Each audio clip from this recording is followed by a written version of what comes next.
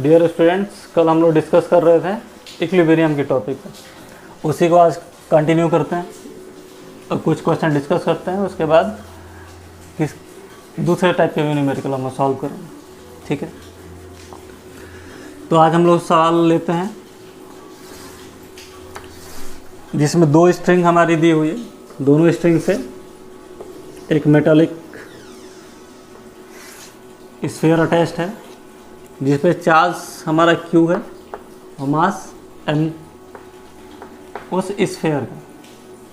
ठीक है, mutual repulsion के वजह से ये एंगल बना लेते हैं थीटा।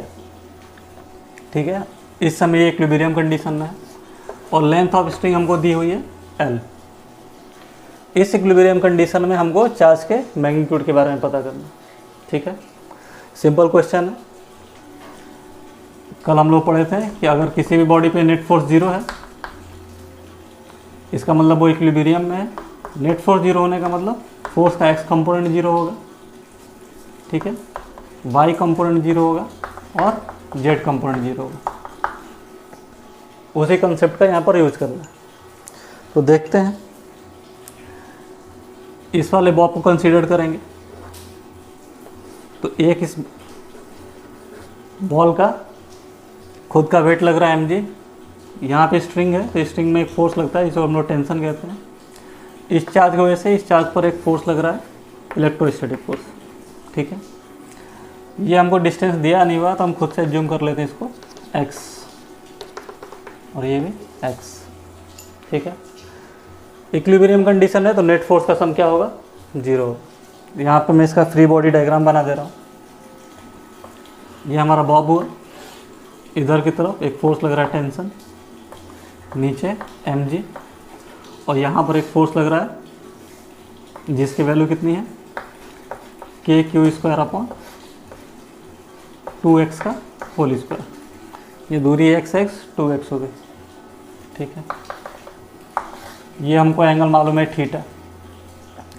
ये थीटा है, ये लाइन इसके पैरेलल है तो अल्टरनेट एंगल से ये एंगल भी थीटा हो जाएगा। इस टेंशन का एक कंपोनेंट इधर आएगा वेक्टर रिजोल्यूशन के हिसाब से और एक कंपोनेंट इधर आएगा। Along the direction of theta component क्या होता है, कॉस,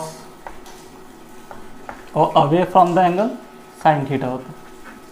ठीक है, बस अब कुछ नहीं है, न्यूमेरिकल सॉल्व हो जाएगा। टी साइन थीटा किसको बैलेंस कर रहा होगा, इलेक्ट्रोस्टैटिक फोर्स को। टी कॉस थीटा किसको बैलेंस कर रहा होगा, वेट को। लिख लेते हैं यहाँ पर, T sine theta is equal to kq² / 2 का स्क्वायर 4। x हम यहाँ पे खुद से एज्यूम किए थे, क्वेश्चन में मेंशन नहीं था। तो x और l में रिलेशन क्या होगा, इस ट्रायंगल में देखेंगे तो साइन का रिलेशन होगा, यानी x को हम लोग क्या लिख सकते हैं, l साइन थीटा।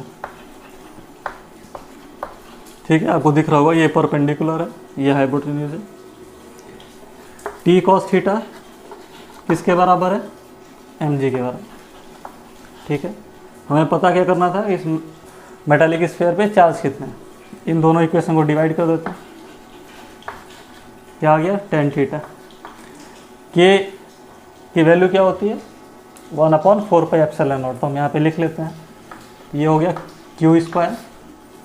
4 × 4 कितना हो जाएगा, 16 πε0 L² sin² थीटा, और mg है ऑलरेडी। हमें q की वैल्यू पता करनी थी तो q इक्वल टू क्या हो जाएगा, √, इसको इधर लेते हैं, 16 πε0 L² sin² theta mg × tan theta. ठीक है, तो क्वेश्चन बहुत ही सिंपल था। ध्यान क्या बस रखना था, इक्विलिब्रियम में है तो नेट फोर्स 0 होगा। नेट फोर्स 0 होने का मतलब फोर्स के सारे कंपोनेंट 0 होंगे। ठीक है, आइए इसी से रिलेटेड एक और सवाल आगे देखते हैं।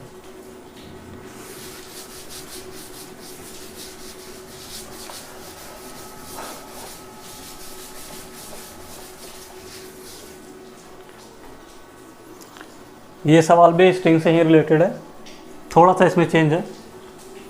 चेंज क्या है कि क्वेश्चन में हमें गिवन है कि दो मेटालिक स्फीयर हैं जिनका मास गिवन नहीं है। अब यहाँ पर इसका डेंसिटी गिवन है, ठीक है। इसकी डेंसिटी कितनी है, रो, और इस पर चार्ज कितना है, क्यू।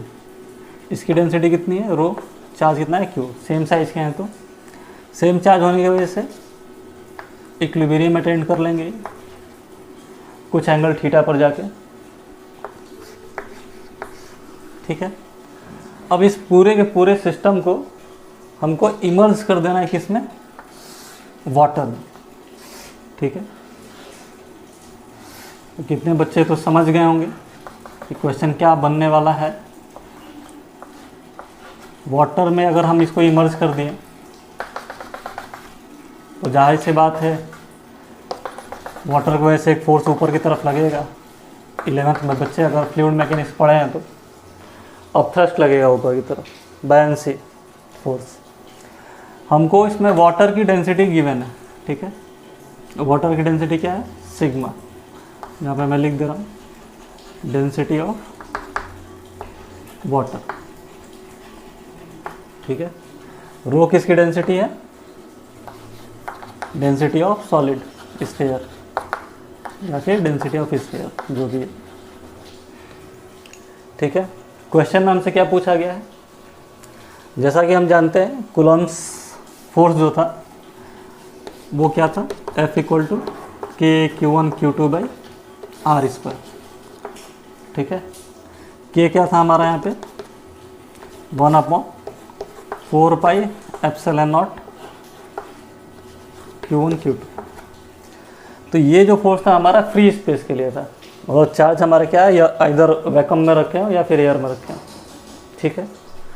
लेकिन अब यहाँ पे मीडियम में रखा हुआ है, तो मीडियम में रखने पे फोर्स हमारा क्या होता है, के टाइम्स डिक्रीज कर जाता है, ठीक है।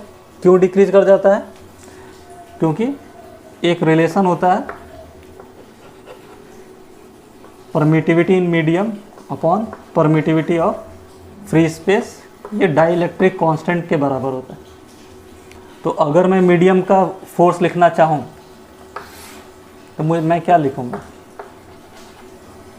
मीडियम में दो चार्ज रखे हुए हैं, तब उन दोनों चार्ज पे फोर्स निकालना चाहूँ तो मुझे क्या लिखना चाहिए, चार्ज तो वहीं रहेंगे 4 पाई। अब जो एप्सिलॉन नॉट था यहाँ पर, ये फ्री स्पेस पे था, अब ये मीडियम में है, तो मुझे क्या लिखना चाहिए, epsilon m into r square. Epsilon m है क्या हमारा, यहाँ से देख सकते हैं एप्सिलॉन नॉट इंटू के है, ये क्या हो जाएगा Q1 Q2 upon 4 pi epsilon naught r square, और ये के से मल्टीप्लाई हो जाएगा, ठीक है ना। ये स्मॉल के है और ये कैपिटल के से अलग है, ये डाइलेक्ट्रिक कांस्टेंट वाला के, ये स्मॉल के, ठीक है, ये ध्यान रखना। यानी यहाँ से हम लोग क्या सीखें, अगर इतने चीज़ को मैं अलग कर दूँ तो ये हमारा क्या था, force between 2 point charges in free space. तो मीडियम, दो चार्ज अगर किसी मीडियम में रखे हैं तो उसमें फोर्स क्या हो जाएगा, के टाइम्स डिक्रीज हो जाएगा, ठीक है। ये के यहाँ पर क्या है, डाइलेक्ट्रिक कांस्टेंट। तो हमको क्वेश्चन में क्या पूछा है कि dielectric constant of this liquid बताना।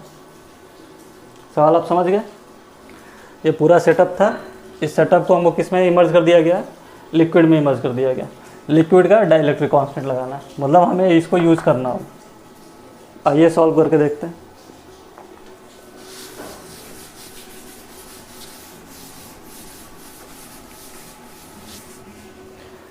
देखिए पहले इस पार्ट को सॉल्व करते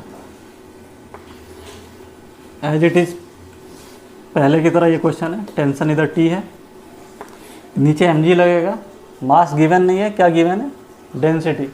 तो मास बराबर क्या होता है, डेंसिटी इंटू वॉल्यूम। हम मान लेते हैं इसका वॉल्यूम कितना है, v, तो मास क्या हो जाएगा, v इंटू रो, और g से मल्टीप्लाई कर लेंगे, ठीक है। इस चार्ज की वजह से इस पर फोर्स लग रहा है, इधर फोर्स लग रहा है, कितना लग रहा है, के क्यू स्क्वायर बाई ये जो भी दूरी है, ठीक है। इस पूरे दूरी को मैं इसमें x एज्यूम कर लेता हूँ, या फिर y, जो आपकी इच्छा है वो एज्यूम कर लें। तो कुछ अलग एज्यूम कर लेते हैं, z है मान लीजिए, क्या हो गया, z स्क्वायर, ठीक है। सेम कंसेप्ट यूज होगा। यहाँ पर एंगल थीटा है तो ये फिर थीटा हो जाएगा। इसका कंपोनेंट इधर क्या हो जाएगा, T cos theta. T cos theta किसको बैलेंस कर रहा होगा, वी रो जी को। टी साइन थीटा किसको बैलेंस कर रहा होगा, K Q square by Z square. ठीक है, इसको हम सिंप्लिसिटी के लिए एफ लिख लेते हैं। ठीक है, यहाँ से अगर टेन थीटा का रिलेशन निकालें तो क्या आ जाएगा, इसमें से इसको डिवाइड आप करेंगे तो ये हमारा क्या है, एफ अपॉन वी रो जी। ये पहला पार्ट अभी सॉल्व हुआ है। ठीक है, इस वाले क्वेश्चन पे आते हैं।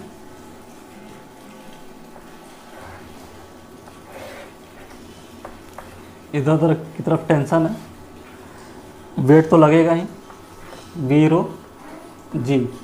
ठीक है, वाटर में इमर्ज है तो एक ऊपर की तरफ अप थ्रस्ट भी लगेगा। ठीक है, बायंसी फोर्स लगेगा। वो कितना लगेगा, V density of this water is sigma into जी।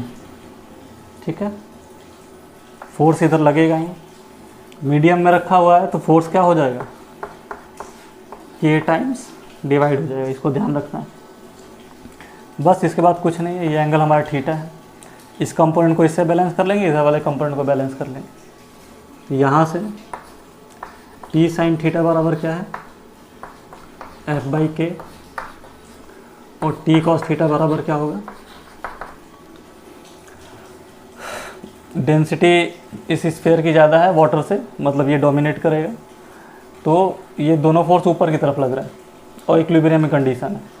तो T cos theta plus this is equal to this. तो मैं क्या लिख सकता हूँ, T cos theta equal to this minus this. ठीक है ना, ऊपर दो फोर्स लग रहे हैं इसे और नीचे एक फोर्स लग रहा है। ये टेंशन वाला है, ये अब थ्रस्ट की वजह से। तो इन दोनों का सम इसके बराबर होगा, या फिर this equal to this minus this. यहाँ पर क्या हो जाएगा, V rho G minus V sigma G. ठीक है, अब इन दोनों इक्वेशन को डिवाइड कर लेते हैं। तो टेन थीटा बराबर क्या आ जाएगा, ये आ जाएगा एफ बाई के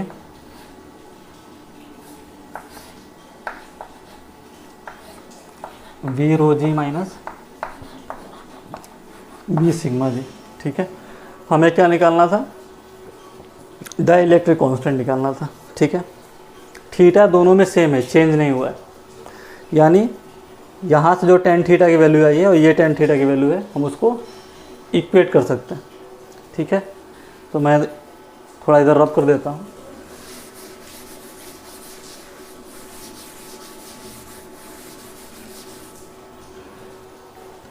यहाँ से हम क्या लिख सकते हैं, टेन थीटा की वैल्यू क्या है हमारी, F divided by V rho G, और यहाँ पर क्या है, एफ बाई के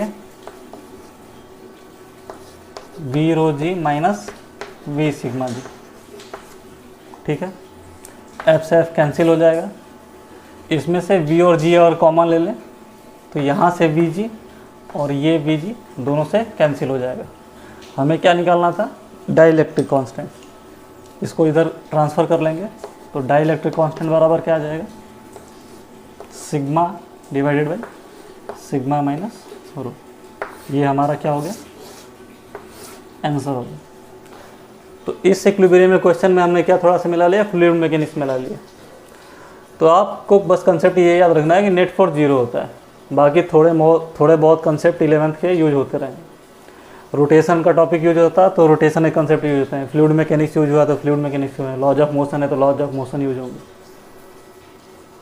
अच्छा सवाल था, अगर आप इसको पहले नहीं किए हैं तो ध्यान में रखिएगा। ठीक है,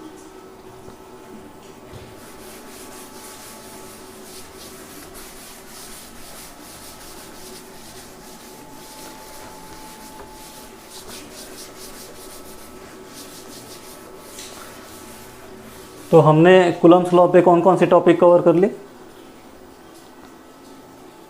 वेक्टर के क्वेश्चन कर लिए और इक्विलिब्रियम से रिलेटेड क्वेश्चन कर लिए। इक्विलिब्रियम में भी हम लोग फिक्स चार्ज के क्वेश्चन पहले किए थे, उसके बाद थोड़े से मैकेनिक्स इन्वॉल्व थे। एक होता है फ्री चार्ज सिस्टम, ठीक है, इक्विलिब्रियम का ही टॉपिक है। जो पिछले लेक्चर में बताया था वो फिक्स चार्ज सिस्टम था, ये क्या होगा, फ्री चार्ज सिस्टम होगा। ठीक है, हो सकता है बुकों में क्वेश्चन आपको सिस्टम इक्विलिब्रियम करके पूछे। ठीक है, तो फिक्स चार्ज सिस्टम में क्वेश्चन कैसे बनते थे, जो थर्ड चार्ज को हम लोग लाते थे उसके लोकेशन के बारे में बनता था। इसमें लोकेशन के बारे में क्वेश्चन नहीं होगा, जो थर्ड चार्ज ला रहे हैं उसके नेचर के बारे में बात होगा, पॉजिटिव होगा, नेगेटिव होगा, उसका मैग्नीट्यूड कितना होगा, इस पर डिस्कस करेंगे। ठीक है, चलिए डायरेक्ट इसको न्यूमेरिकल से ही समझते हैं, ज़्यादा टाइम वेस्ट नहीं करते। मान लेते हैं यहाँ पे चार्ज है हमारा कैपिटल Q, यहाँ भी कैपिटल Q, इनके बीच की दूरी क्या है R। ठीक है, या फिर 2R लिख लेते हैं।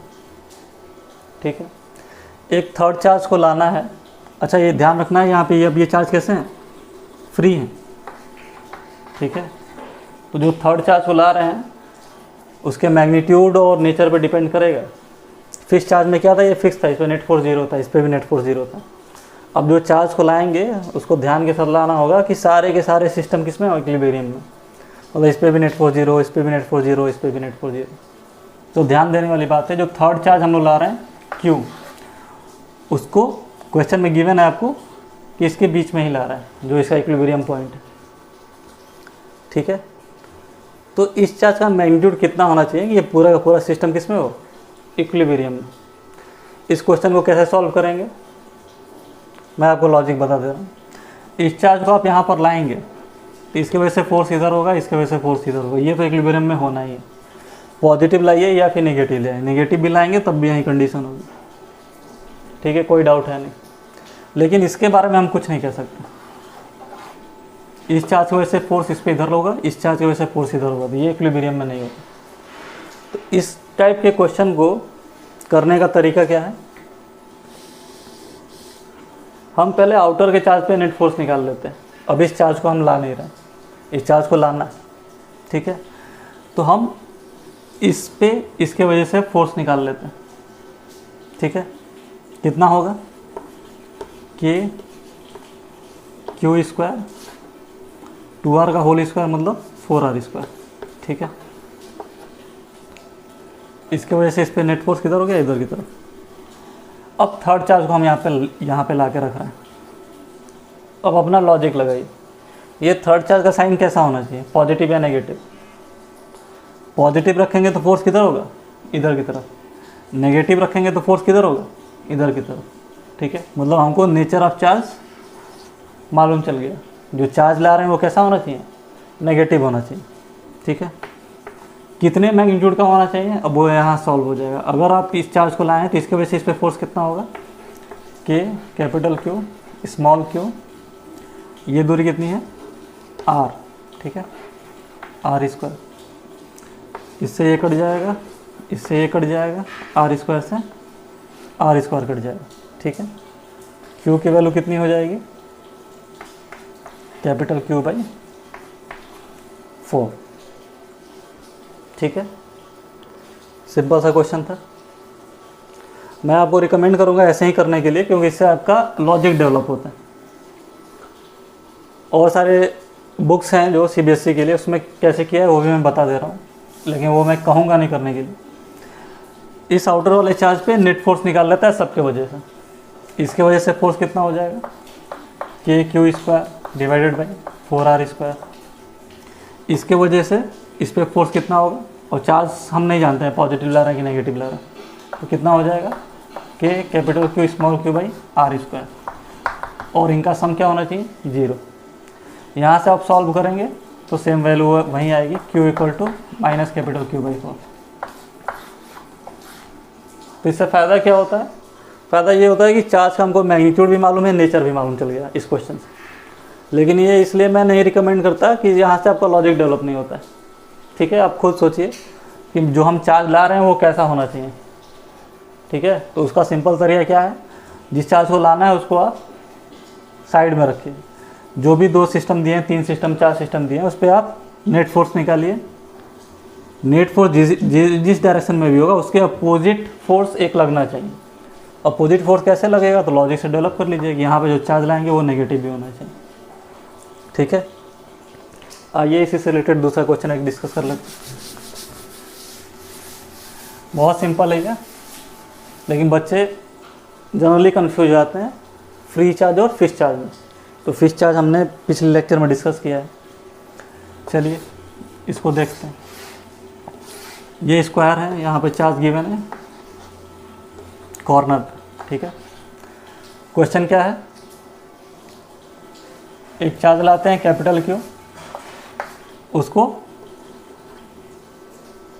इस स्क्वायर के डायगोनल बाइसेक्टर पर रखते हैं। उस चार्ज का मैग्नीट्यूड और नेचर कितना होना चाहिए कि ये सिस्टम किस में हो, इक्विलिब्रियम। हम अपने तरीके से सॉल्व करेंगे, हम अभी उस चार्ज को यहाँ पे नहीं लाए। पहले इस सिस्टम की वजह से किसी एक चार्ज पे नेट फोर्स निकाल लेते हैं।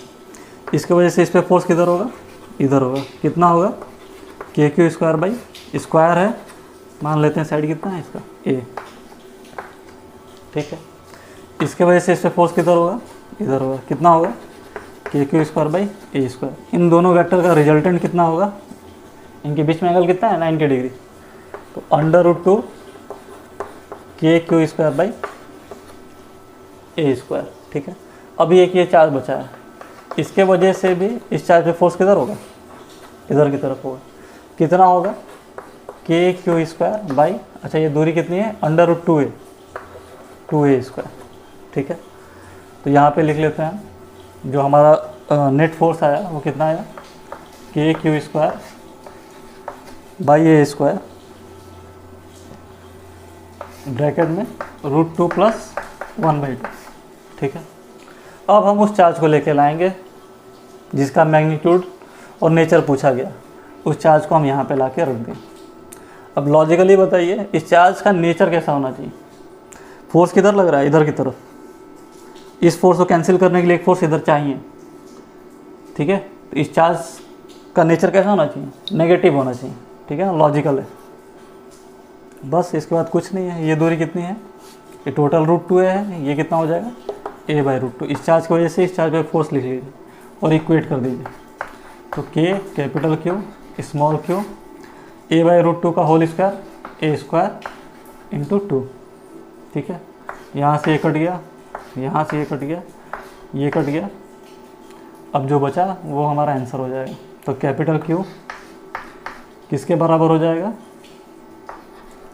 q/2 √2 + 1/2।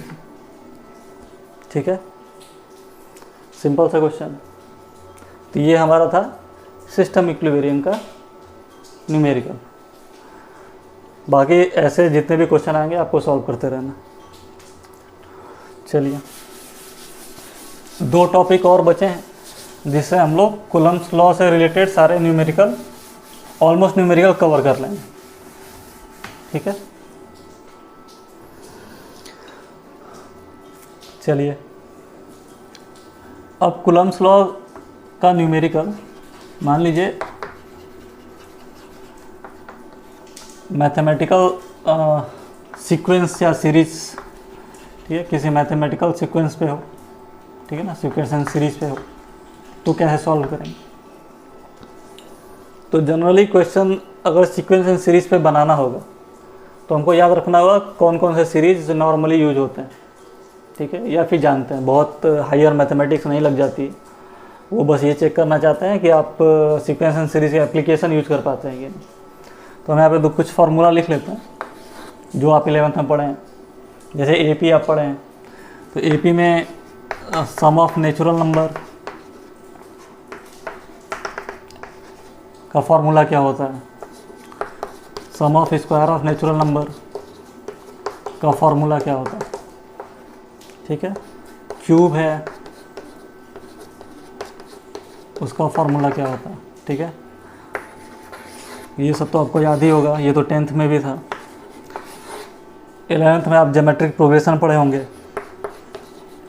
ठीक है, इसका nth टर्म क्या हो जाएगा, r-1। ठीक है, इसी सीरीज़ का एक इनफाइनाइट सीरीज़ का भी होता है सीक्वेंस। ये इनफाइनाइट टाइम्स गया। तो ये आपको फॉर्मूले याद होने चाहिए, बाकी क्वेश्चन बनाना बहुत सिंपल है ना। फॉर्मूले याद नहीं होंगे तो आप सारा करके भी फंस जाएंगे। तो अगर इससे रिलेटेड क्वेश्चन आता है तो एग्जामिनर यही आप चेक करना चाहता है कि आपको इसको अप्लाई करने आ रहा है कि, ठीक है। तो नेचुरल नंबर एन टर्म के सम का फॉर्मूला क्या होता है, nn + 1/2। स्क्वायर टर्म है तो क्या होगा, nn + 1 2n + 1/6। क्यूब है तो क्या होता है, तो यही फॉर्मूला आपको याद रखना है, nn + 1/2 इसका होल स्क्वायर, ठीक है। जीपी है, जीपी में सीरीज के सम का फॉर्मूला क्या होता है, ये डिपेंड करता है कि r 1 से बड़ा है या छोटा है, इसको ध्यान में रखना है। इनफाइनाइट सीरीज होगी तो क्या होगा, a 1 - है, ठीक है। इतने सारे फॉर्मूले होने चाहिए। हाँ, कॉम्पिटिटिव क्वेश्चन अगर इस पर बनाने होंगे तो सीक्वेंस एंड सीरीज के ही होंगे, लेकिन वो कुछ ऐसा देंगे जिसका एक्सपेंशन आपको नहीं मालूम है। जैसे लॉग का एक्सपेंशन दे देंगे जो जनरली यूज होता है, log 2 की वैल्यू जो यूज होती है, ठीक है। बाइनोमियल थ्योरम में आप सबका एक्सपेंशन पढ़े होंगे, तो उससे रिलेटेड भी क्वेश्चन दिया जा सकता है। चलिए इस पर क्वेश्चन डिस्कस कर लेते हैं। एक आध दो क्वेश्चन डिस्कस करेंगे, बाकी मैं बता दूंगा कि क्वेश्चन इस पर बनता कैसे है।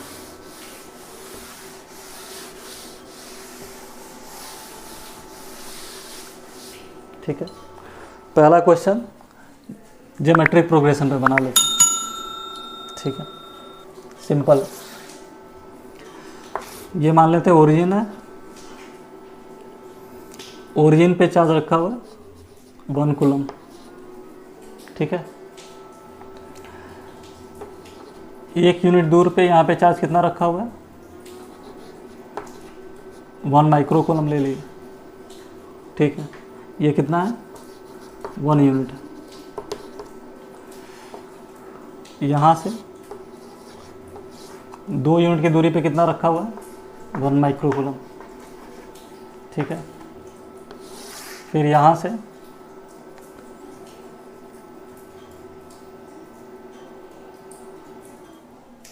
अब खुद से लॉजिक लगा लीजिए कि मुझे क्या बनाना है, ज्योमेट्रिक प्रोग्रेशन बनाना है। मतलब ये 1 हो जाएगा, ये 4 हो जाएगा, तो मुझे अब यहाँ पे क्या चाहिए, 16 चाहिए। मतलब ये यूनिट कितनी होनी चाहिए, 4। ये क्या है, 1 माइक्रो कूलम। इसी तरह ये कहाँ तक गया है, इनफाइनाइट तक, ठीक है। देखिए खुद समझ में आ जाएगा। सारे के सारे पॉजिटिव चार्ज हैं, इसके वजह से इस पर फोर्स किधर होगा, इधर होगा, ठीक है। तो लिख लेते हैं के को के ही रहने देते हैं। Q1 Q2 कितना हो जाएगा, 1 × 1 माइक्रो कूलम। माइक्रो कूलम का मतलब 10⁻⁻6, ठीक है, डिवाइडेड बाई 1 स्क्वायर प्लस के 1 × 10⁻⁻6 डिवाइडेड बाई 2 स्क्वायर प्लस के × 1 × 10⁻6 डिवाइडेड बाई 4 स्क्वायर, ऐसे सो ऑन इन्फिनिटी तक। जो कॉमन ले सकते हैं हम लोग ले रहे हैं। के की वैल्यू कितनी है, 9 × 10⁻⁹, ठीक है। तो 10⁻⁻6 × 9 × 10⁻⁹, ठीक है। इतनी चीज़ तो बाहर हो गई। अंदर क्या बचा, 1 प्लस यहाँ क्या बचा, 1/4, ठीक है, प्लस यहाँ क्या बचा, 1/16, ठीक है। आगे वाला टर्म आप खुद बता सकते हैं क्या होना चाहिए, 1/64। कहाँ तक जाएगा, इनफाइनाइट तक। अब इसे चेक करना ये जीपी में है कि नहीं, ठीक है। जीपी में क्या होता है, सेकेंड टर्म को फर्स्ट टर्म से डिवाइड करेंगे, थर्ड टर्म को सेकेंड से डिवाइड करेंगे, फोर्थ टर्म को थर्ड से डिवाइड करेंगे, तो उनका रेशियो सेम आना चाहिए। तो 1/4 को 1 से डिवाइड करेंगे तो क्या आएगा, 1/16 को 1/4 से डिवाइड करेंगे तो क्या आएगा, ठीक है। और 1/64 को 1/16 से डिवाइड करेंगे तो क्या आएगा। तो हम यहीं से चेक कर लेते हैं। सेकेंड टर्म को डिवाइड कर रहे हैं, ठीक है, 1 से, तो यहाँ पर क्या हो जाएगा, 1 हो जाएगा। मतलब हमारा जो कॉमन रेशियो आया है वो कितना आया, 1/4। ठीक है, बस अब ज्योमेट्रिक प्रोग्रेशन के सम का फॉर्मूला लगा देना। तो फार्मूला क्या होगा, इनफाइनाइट सीरीज के लिए क्या होता है, a/1 - r। अगर r 1 से छोटा है तो a हमारा क्या है, a यहाँ पर तो 1 ही है। ठीक है, ये हो गया 1 1/4 दैट इज़ 3/4। फिर ये ऊपर चला जाएगा तो कितना आएगा, 4/3। और ये वैल्यू कितनी है हमारी, 9 × 10⁻³ इतने न्यूटन का फोर्स लगेगा। ठीक है।